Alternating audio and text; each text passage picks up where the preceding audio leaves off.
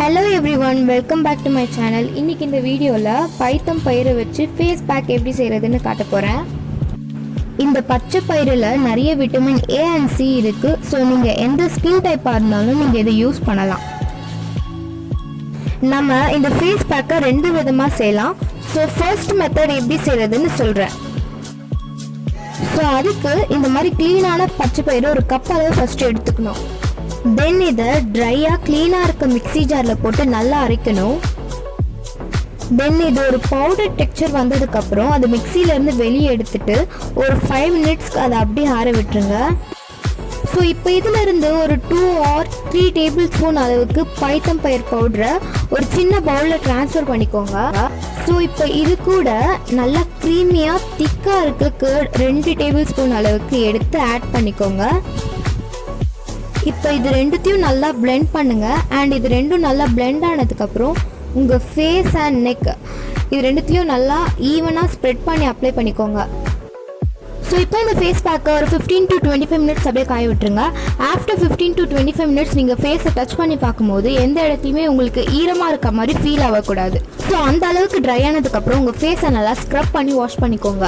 So இப்போ அதோட benefit சொல்கிறேன். ஃபஸ்ட்டு உங்களுக்கு ஸ்கின்னை நல்லா பிரைட் பண்ணி கொடுக்கும். ரெகுலராக யூஸ் பண்ணும்போது ஸ்கின் நல்லா க்ளோவாக இருக்கும். ஸ்கின் எப்போவும் ஹைட்ரேட்டடாக இருக்கும்.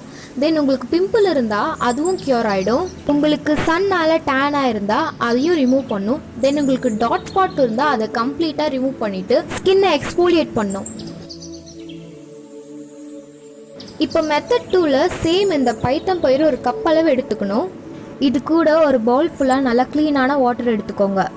அண்ட் இப்போ இந்த பச்சை பயிரை ஒரு 2 டைம்ஸ் நல்லா வாஷ் பண்ணிவிட்டு அந்த க்ளீனாக இருக்க வாட்டரில் போட்டு ஒரு நைட் ஃபுல்லாக சோக் பண்ணி வச்சுக்கோங்க. இந்த மாதிரி ஓவர் நைட் ஊற வைக்கிறதுனால இந்த பச்சை பயிரை அந்த தண்ணியை நல்லா இழுத்துக்கிட்டு ஒரு சைஸ் பெருசாக ஆகும். இப்போ இந்த ஸ்டேஜ் வந்ததுக்கப்புறம் அந்த பைத்தம் பயிரை மட்டும் எந்த வாட்டரும் இல்லாமல் க்ளீனாக ஒரு பவுலில் ட்ரான்ஸ்ஃபர் பண்ணிக்கோங்க.